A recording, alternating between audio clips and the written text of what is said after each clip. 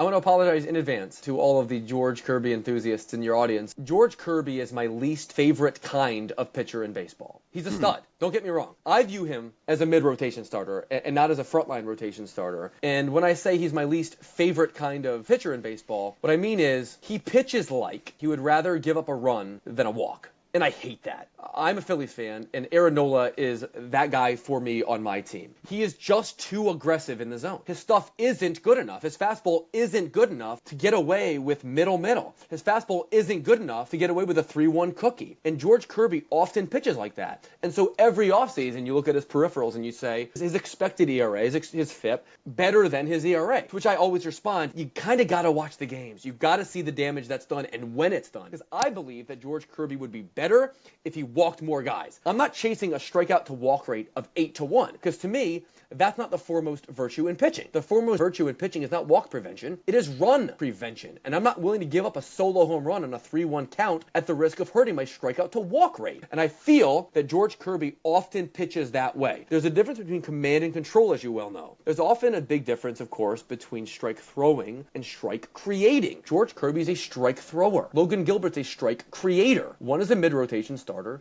The other is an ace. George Kirby is a strike thrower. I don't want those at the top of my rotation. He's a perfectly fine number 2 or 3 starter who on occasion is going to wind up on Pitching Ninja for doing cool stuff and having 11 strikeouts in 1 walk. But if he allows 5 runs in the game because he decided to live in the zone and not risk walking anybody, then you're going to wind up with an ERA of 3.5 every year when your ERA should be 3.1 or 3.2 every year, even if your whip suffers as a result.